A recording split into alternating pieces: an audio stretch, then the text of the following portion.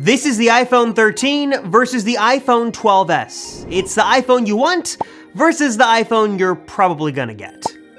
What kind of iPhone are we getting this year? Are we getting the notchless, portless dream phone that's got all the bells and whistles we could ask for? Or should we lower our expectations a bit to something a little bit more predictable? All rumors point to this year being an S year with the iPhone 12s, a phone that gives us smaller, incremental upgrades that are nice, but nothing that's gonna blow us away. But actually, I don't think that's gonna be the case. I think this is a year that Apple kind of changes the narrative. They kind of break the iPhone upgrade cycle, and honestly, I think that the iPhone 12s is going to be way more impressive than most people are expecting. And a huge thanks to our friends at Ting for sponsoring this video.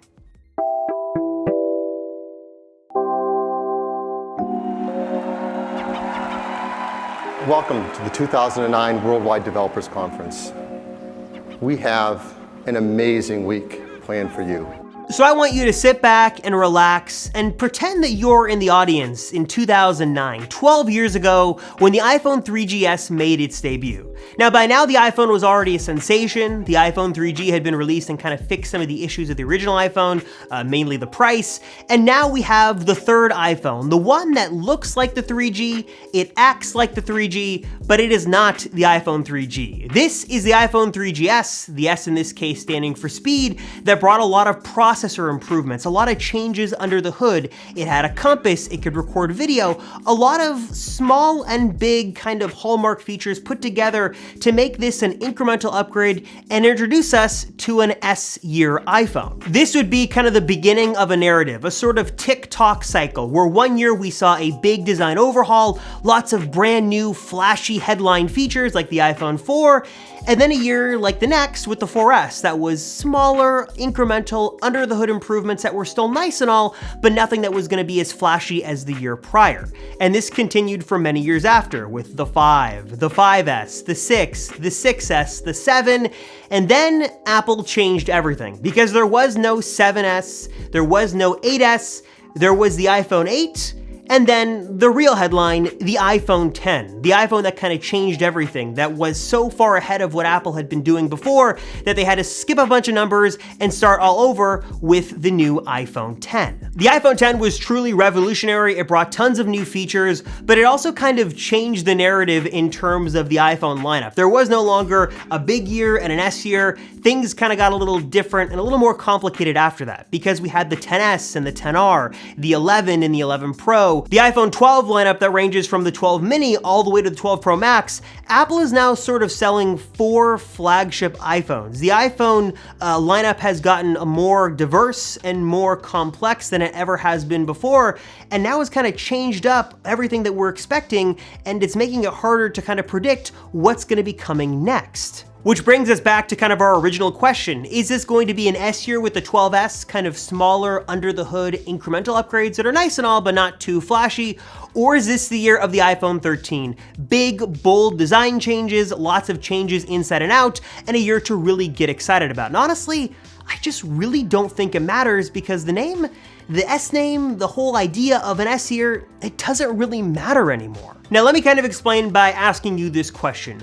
What would you like to see on an iPhone 13? Probably many of you would say, remove the notch, get rid of that big ugly notch at the top of the screen and make just a big, beautiful pane of glass that is unobstructed by anything. And as much as I wish I could tell you the notch was being removed, unfortunately, that is not going to be the case, at least not with the upcoming 12S or 13 or whatever we're gonna get this fall. We've heard for a number of years that Apple was really working to push the Face ID technology either under the display or kind of build it into the bezel like the iPad Pro.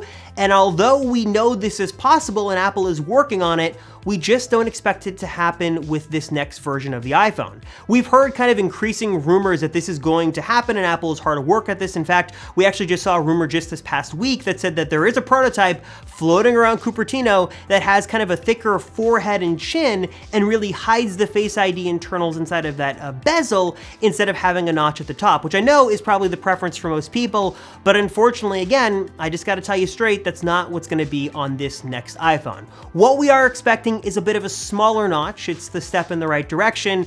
It's not gonna be substantially changed or anything like that, but it should be a little less deep, it should be more shallow, and should not obstruct the display as much as the current notch does. Here's a side-by-side, very small incremental changes here, but again, it's a step in the right direction. Apple's moving to one day remove that notch entirely. Okay, so far we're not looking too much like it's gonna be a big year for the iPhone, but we're not done just yet. We're not even close. What would be your next dream feature of the big, beautiful iPhone 13? Probably Touch ID.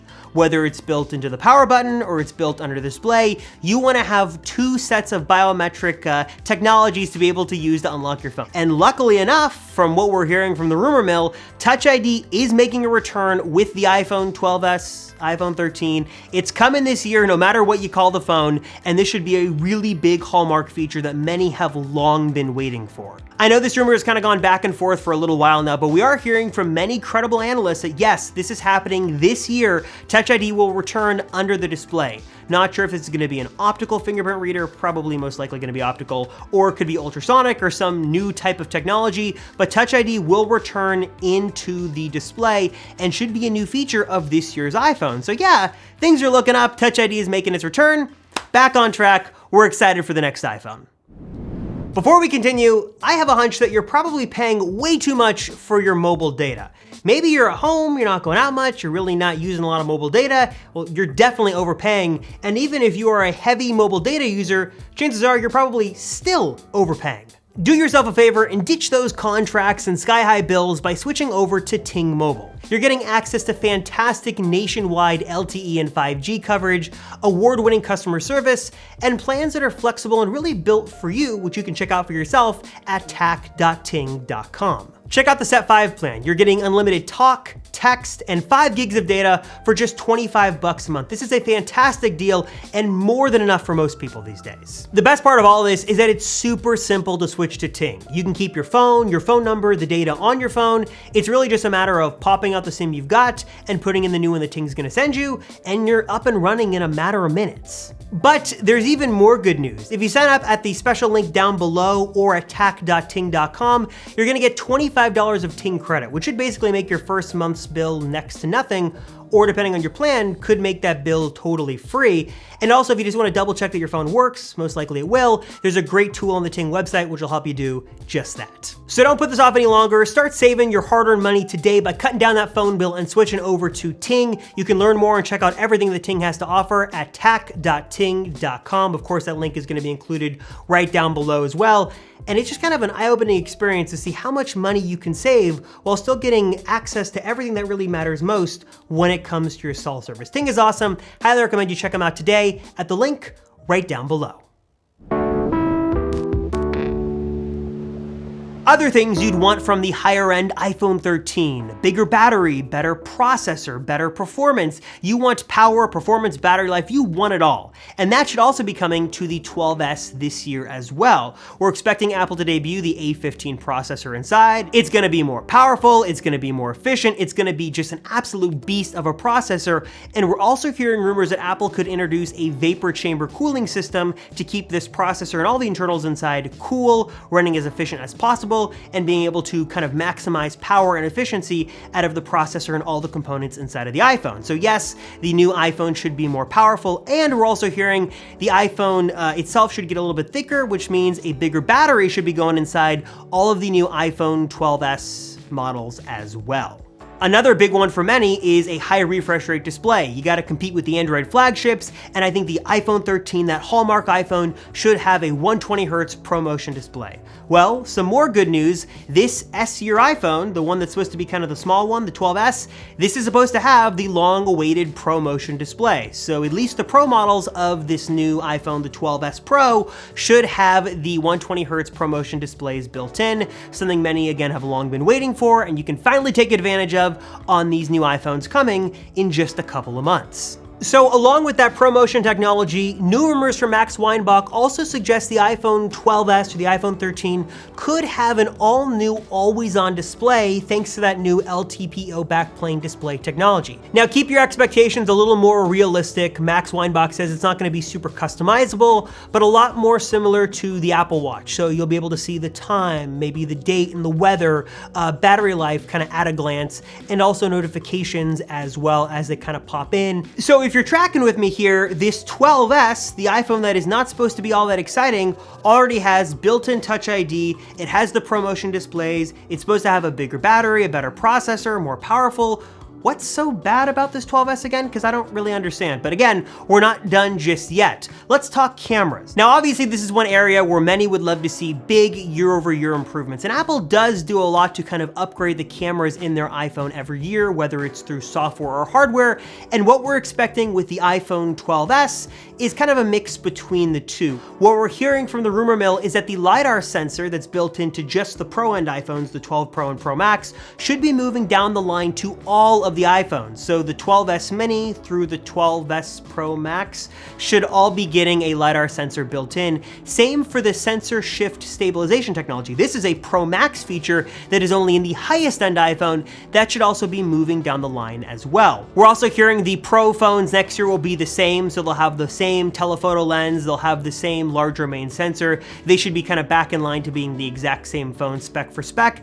And we're also hearing some good news is that Apple is looking to upgrade the ultra-wide camera in all of the iPhones coming this fall. They should be capable of capturing more light, they should have much better night mode capabilities, and should be all around a better lens to have in your iPhone. Now, another interesting rumor here is about the software. So remember how I kind of mentioned that Apple likes to do some software enhancements with their S years? Well, that could also be the case here with the new iPhone 12s in two areas. The first is with a new astrophotography feature that essentially will allow you to kind of point your iPhone up at the sky, and the iPhone kind of switches into a new astrophotography mode that does processing a little bit differently. It does longer exposure times and essentially allows you to take some really cool pictures of the stars and the moon and all the stuff you'd like to capture at night, all specifically inside of the iPhone software automatically. And the next one is portrait mode for video. We've seen this on Android phones for a while now, but this would be a little different because it would use the software of the iPhone in conjunction with the actual LiDAR sensor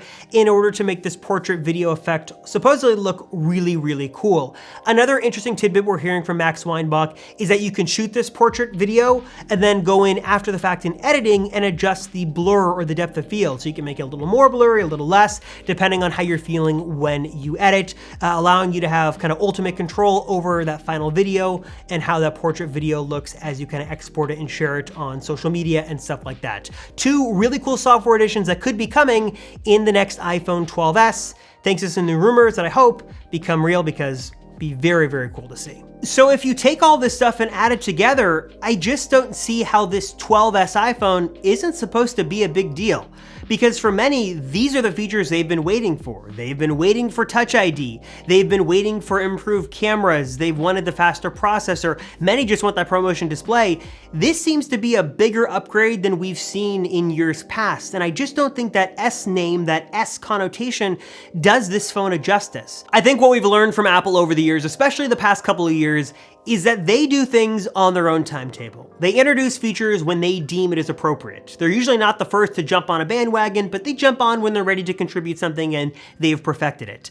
They're never one to kind of follow a predictable pattern. They always kind of break the mold a bit and kind of do their own thing. They're the round pegs in the square hole. And I just don't think we can kind of follow this predictable pattern of iPhones that we have been so used to seeing every year. We used to always know when to upgrade, when to wait, when it was an S year, when it was not. I just don't know if we can do that anymore. So now is your turn. What are your thoughts? Do you think this phone is going to be called the 12S or the 13? Does it matter? Do you think the rumored upgrades this phone is going to get is going to make it compelling enough to be a substantial upgrade? Or do you think Apple's not doing enough this year and they need to be doing more and kind of go back to the drawing boards and just deliver more? I'm curious to hear what your thoughts are. Please let me know in the comments down below. As always, thank you so much for watching the Apple Circle. We all sincerely appreciate it. I am Robert Rosenfeld. Thank you for watching, and I will see you in the next one.